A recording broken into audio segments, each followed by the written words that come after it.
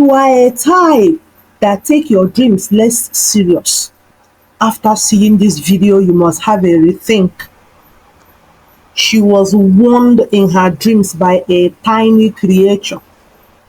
Worms visited her in her dreams severally, but she ignored the signs.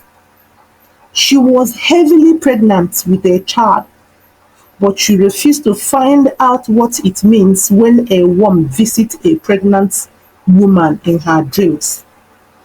It was not just the worms, it was the condition which she saw the worms. Welcome to Ideka African Folktales, the best channel for latest stories and interesting tales.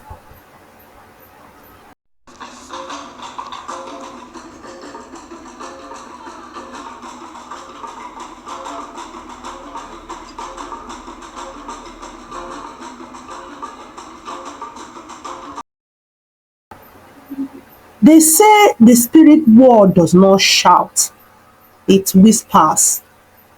But when it does and you ignore it, the consequences can echo for generations. This is a tale from a small village tucked away in the folds of the eastern Nigeria, where myths and the reality live as husband and wife.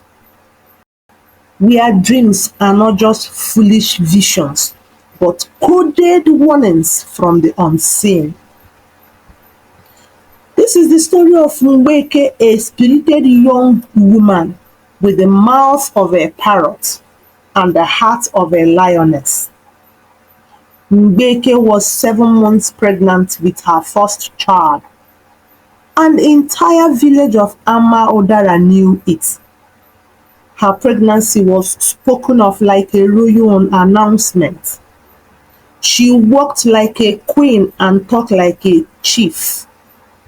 Her belly bounced up and down when she laughed. But what started as a season of joy soon took a darker turn.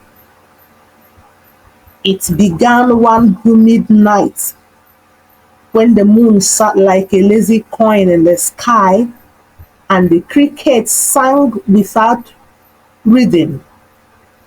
Mgbeke fell into a deep sleep on her raffia mat after consuming 3 full wraps of fufu and a bowl of bitterleaf soup that could cure heartbreak.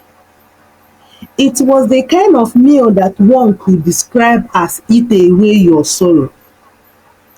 Eat and forget the buzz and the bite of the mosquitoes. Her snoring echoed through the mud hut, a sound her husband Mgbeke had grown used to, or so he claimed.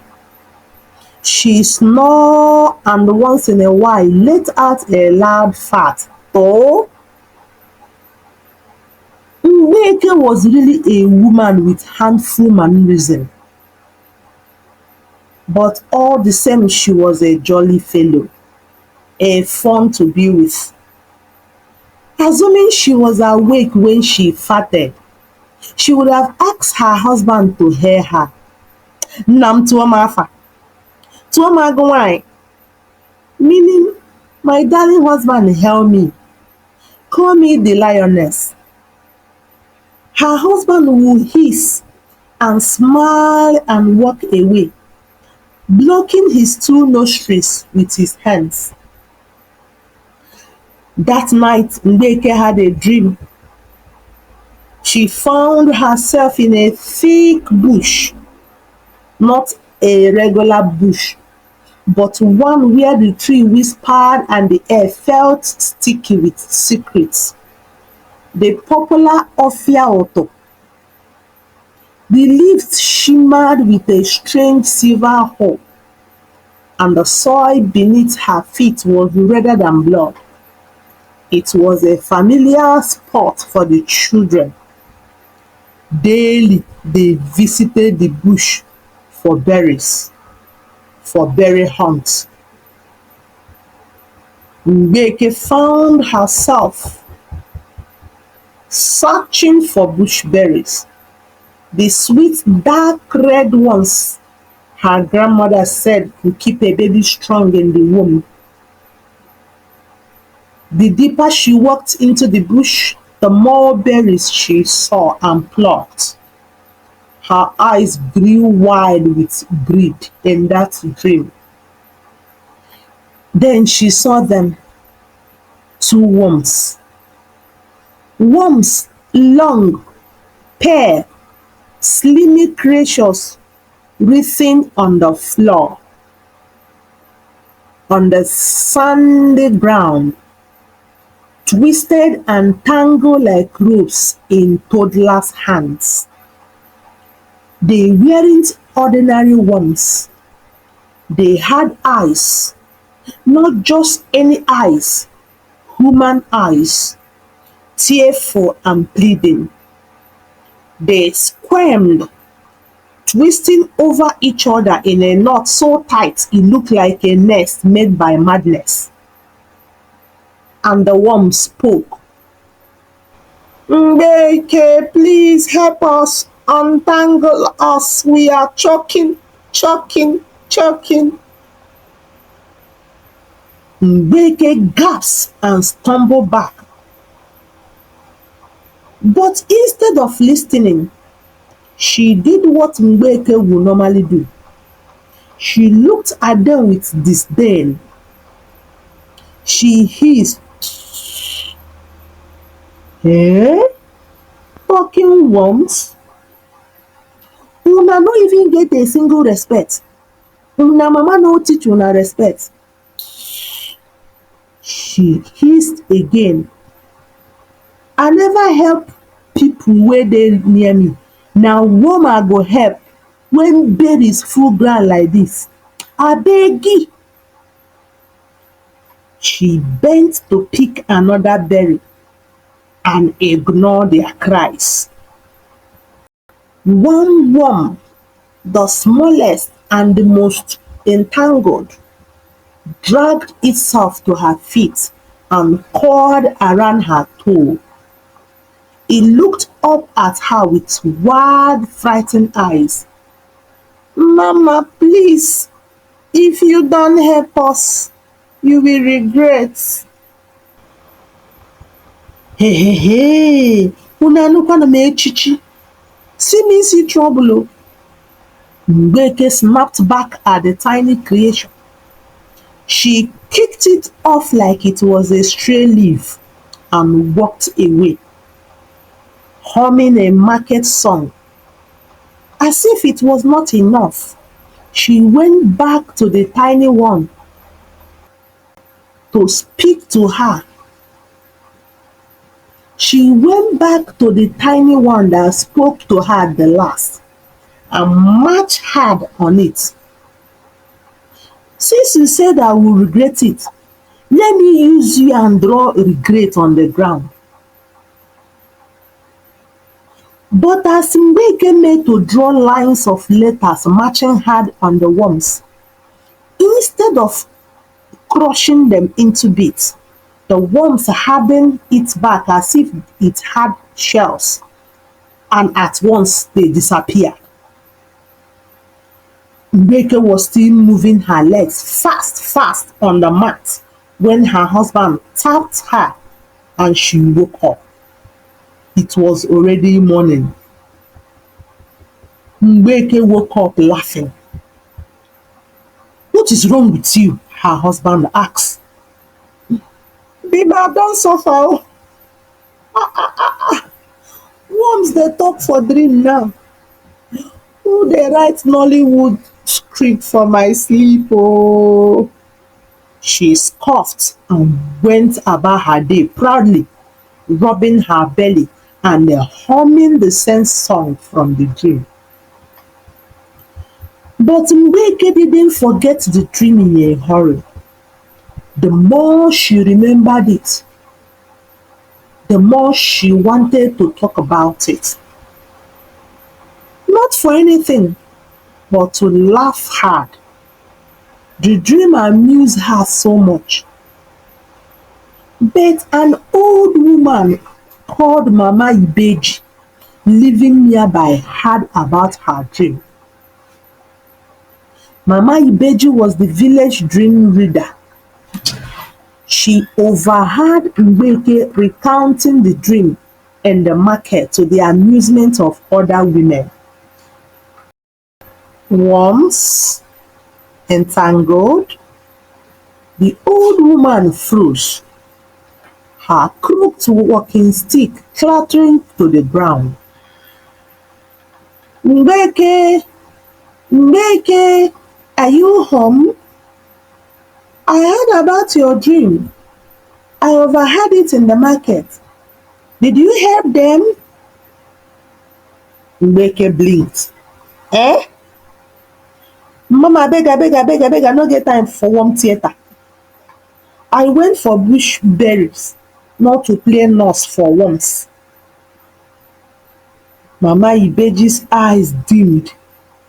Well, oh well. She whispered something in her dialect and held her own belly with fear. Charge! The worms were your baby's umbilical cord, entangled in the womb. The struggle you saw, it was not play. It was a struggle between your baby and the umbilical cord. But Mgbeke laughed loudly. Haba mama, no start again no. Every dream na something for na eyes. Even when you dream of fufu, you go say na spiritual bondage. She didn't accept Mama Ibeji's interpretation and didn't welcome her opinion either. And the weeks passed. Mgbeke delivery day came. The whole village gathered as with the tradition. Once a first-time mom goes into labor, they will gather in anticipation of the good news. Some even brought firewood and fresh yam, ready to celebrate with a pot of yam porridge and palm wine. The midwife, Mama Udo, was a war general in the delivery room. She had delivered babies while goats fought in her compound, and even once during a storm. Nothing shook her. The birth of every child in that village was upon her shoulder, and they were all alive. Like a lightning, she could turn a badly positioned child in the womb and ready for a bath. They say it is difficult to give birth to a child who is sitting upright. Not for Mama Ugo. 10 times plus, she had delivered children who came out with their butts. She had even delivered some who came bringing out their legs first. But today, something was different. I mean the day Mgbeke went into labor. At first, labor progressed and she dilated very perfectly to even 9 centimeters. Everywhere was now open, wide for the exit of the new woman. Mgbeke pushed and pushed and screamed and prayed and cursed. She cursed her husband that made her pregnant. She cursed her chi that created her a woman.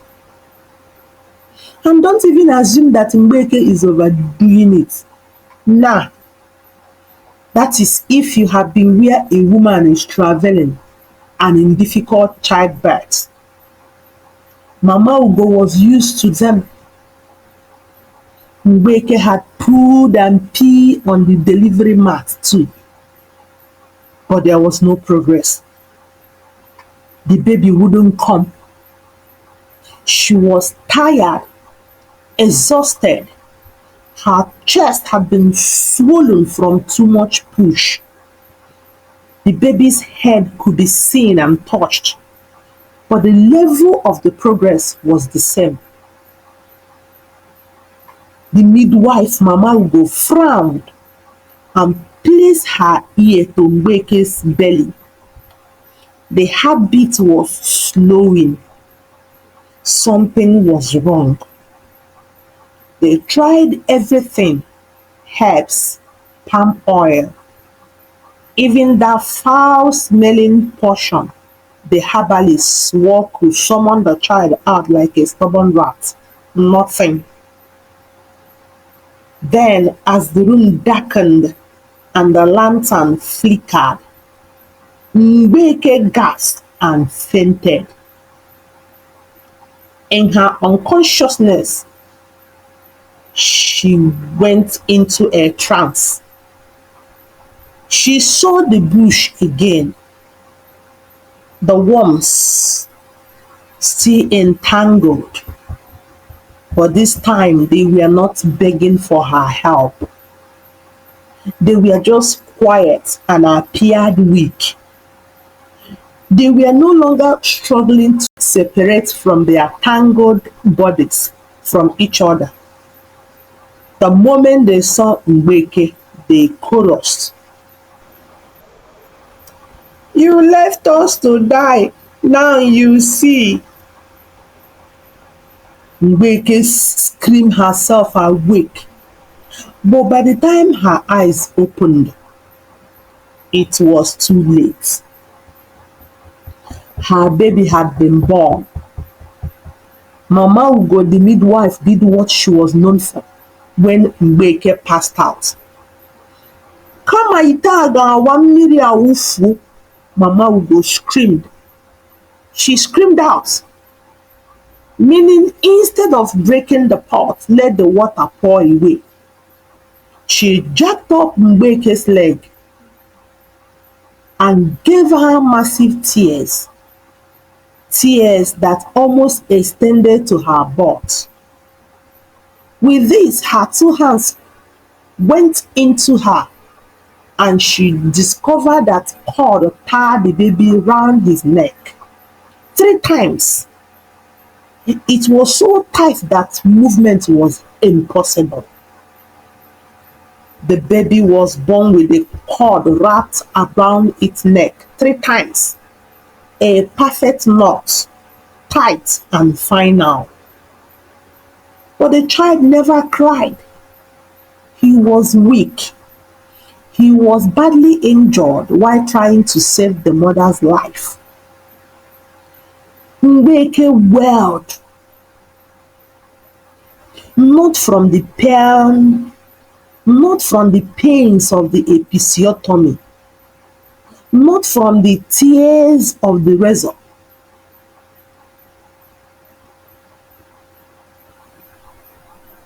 Her laughter from the weeks ago returned as madness. She clawed at the walls, called for the worms, called for bush berries. It was Obidike, her husband, who stood like a stone, holding the lifeless child.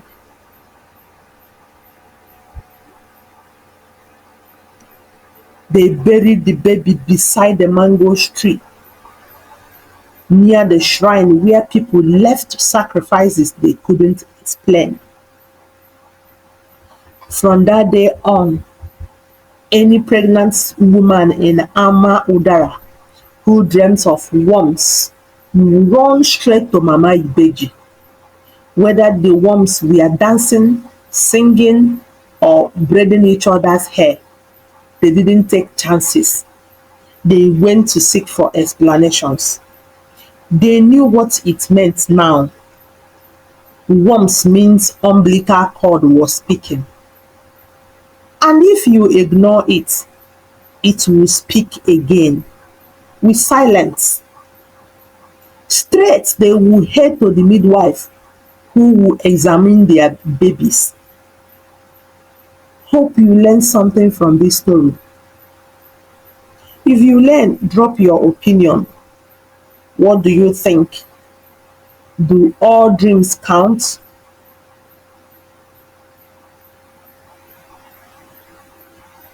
Listen, not all dreams are just dreams. And in the world of the spirits, even worms have a voice. Listen to every dream or live with the echo of the regrets. Thank you. Please like our story, share, and bye.